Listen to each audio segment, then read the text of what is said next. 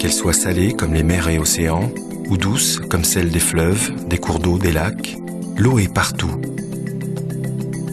Sous forme de vapeur d'eau où elle assure le transfert de chaleur entre les océans, l'atmosphère et les continents, ou sous terre, sous la forme de nappes issues de l'infiltration des eaux de pluie. L'eau vit, circule, animée par l'action du soleil.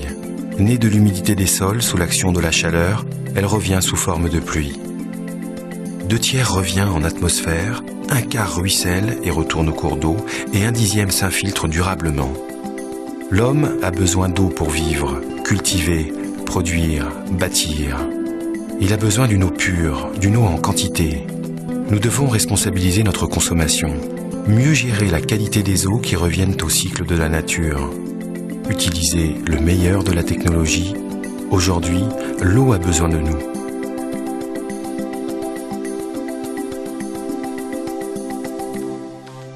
L'assainissement non collectif est une filière grandissante dans l'économie de la gestion des eaux usées.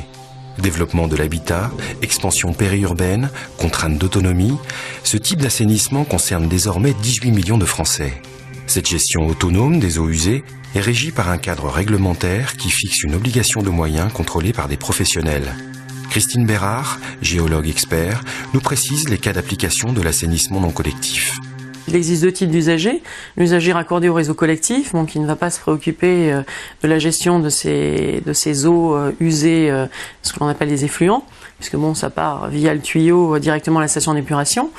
Et il y a ce qui nous intéresse nous principalement, donc l'usager en non collectif ou en situation d'assainissement autonome, qui lui va devoir se préoccuper de la collecte, du transport, du traitement primaire ou pré-traitement et du traitement final de ces effluents avant leur rejet dans le milieu naturel. Depuis 1992, la réglementation protège davantage les écosystèmes aquatiques. Elle établit aussi un périmètre de protection autour de chaque captage d'eau potable. Depuis 1992 également, la loi introduit une gestion locale où les communes ont dû se doter d'outils pour gérer les services publics de l'eau et de l'assainissement. L'usager en tant que personne responsable doit s'adresser au service public d'assainissement non collectif, le fameux SPANC, qui va lui imposer les règles à respecter en matière d'assainissement. Alors, certains services d'assainissement non collectif ont imposé, comme la LEMA leur a suggéré dans son texte de loi, ont imposé l'obligation d'une étude à la parcelle. L'étude à la parcelle est déterminante pour le type d'installation. Elle est réalisée par des bureaux d'études qui tiennent compte des caractéristiques d'implantation et d'utilisation. Elle doit garantir la conformité de votre installation dans le cas d'une filière traditionnelle ou d'une filière compacte comme la microstation. L'étude à la parcelle a pour objectif de mesurer donc la perméabilité du sol. Pour ça, on a recours à des essais de perméabilité. Parallèlement à ça, on va faire des sondages pour essayer de déterminer la profondeur d'une nappe, puisque c'est un élément important. C'est vérifier la présence ou l'absence de cette nappe et éventuellement sa profondeur en période de hautes eaux, de façon à éloigner suffisamment le système d'assainissement pour qu'il n'y ait pas de contamination possible.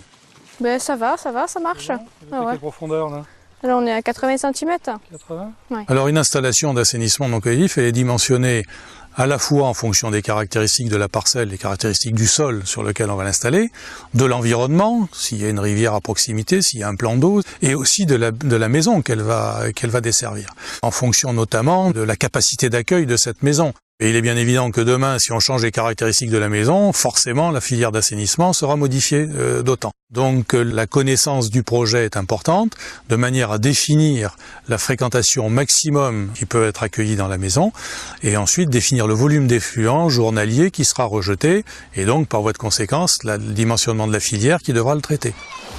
Depuis 2006, avec la loi sur l'eau et les milieux aquatiques, qui intègre la notion de changement climatique, protège davantage le milieu naturel et renforce la police des eaux, le particulier est soumis à l'entretien et au contrôle régulier de son installation d'assainissement non collectif. D'où l'importance d'une filière adaptée. Il dispose principalement de filières traditionnelles qui utilisent le pouvoir épurateur du sol. Il y a les tranchées d'épandage, les lits d'épandage, les lits filtrants, verticaux, drainés, non drainés, parfois des tertres aussi, s'ils se trouvent donc en milieu sensible avec une nappe aquifère à faible profondeur, donc il devra se tenir un petit peu hors sol. Pour les filières traditionnelles, Sotralens propose déjà EpurBloc Performance. Bien connu des prescripteurs, c'est un dispositif de pré-traitement couplé avec un épandage ou un lit filtrant. Sa simplicité, l'autonomie et l'efficacité hydraulique du dispositif reposent sur une cuve monobloc en polyéthylène comportant 2 tampons de visite, un dispositif d'entrée et un dispositif de sortie. Rectangulaire ou cylindrique, Epure-Bloc Performance est articulé par un préfiltre. Il comprend un indicateur de colmatage, amovible et intégré, un déflecteur de matière en suspension et un filet filtrant performance. Le rôle du préfiltre est de piéger les matières en suspension contenues dans les eaux décantées. À l'intérieur du filet, les billes à ailettes vont agréger les particules en suspension sur la biomasse déjà présente et réaliser ainsi la préfiltration. Les eaux épurées seront traitées par le lit filtrant ou l'épandage prévu. Epure-Bloc Performance est disponible en plusieurs contenances. Sa fiabilité et son efficacité ont été certifiées par le marquage CE. C'est le bon choix en filière traditionnelle. Sur le terrain, l'important, c'est d'avoir un panel de solutions qui permettent d'apporter des réponses techniques. Alors il y a les filières traditionnelles qui, dans une grande partie des cas, peuvent être une de ces réponses, mais il y a aussi les filières industrialisées qui permettent d'apporter une réponse dans d'autres cas plus problématiques. L'usager peut donc choisir sur les conseils de professionnels. Dans le cas d'un habitat collectif non raccordé, la tendance est à la mise en commun d'une filière. Dans ce cas-là, on cherche à avoir des filières beaucoup plus compactes, on dimensionne sur de la charge hydraulique et non plus sur de l'occupation réelle et du rejet d'effluents, de manière à pouvoir diminuer la surface des installations et pouvoir avoir des rendements épuratoires meilleurs. La solution technique pour ce type de filière est une station autonome d'épuration. Conçue par Sotrel Habitat, ActiBloc est la réponse adaptée. Dans le contexte d'un manque de place, d'une garantie de performance épuratoire, ActiBloc est vraiment la solution. Acteur majeur depuis 30 ans dans le domaine du stockage et du traitement des eaux et des liquides, Sotrel Habitat est le spécialiste en filière d'assainissement.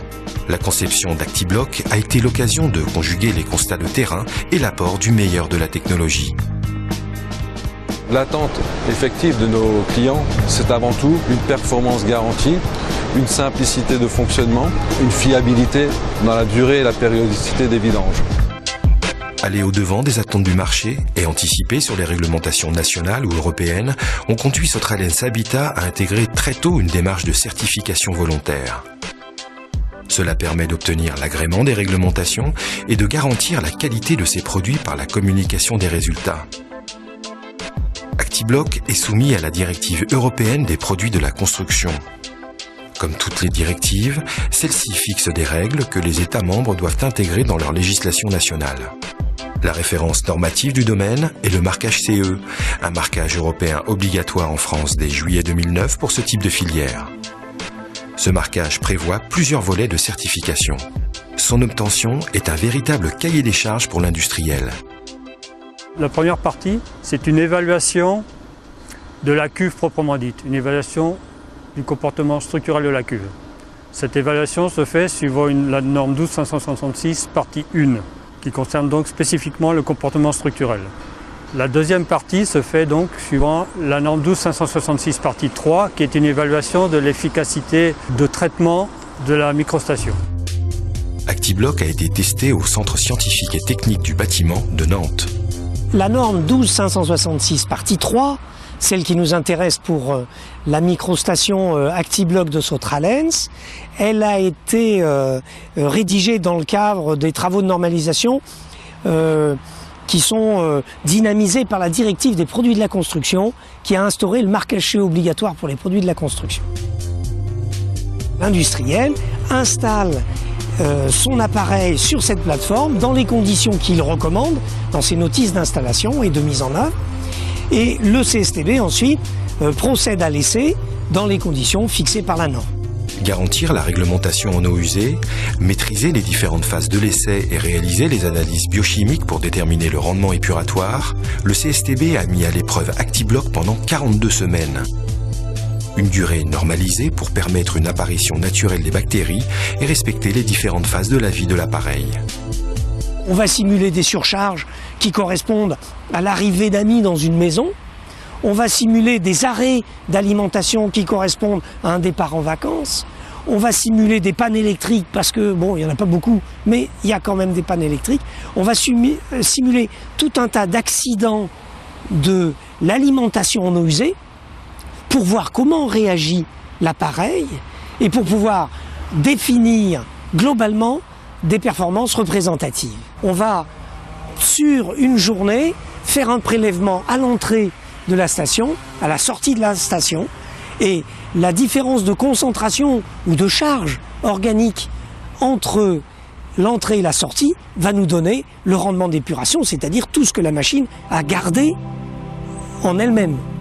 L'industriel ensuite déclarera des performances, prendra la responsabilité de marquer CE ses produits en conformité avec la réglementation en vigueur.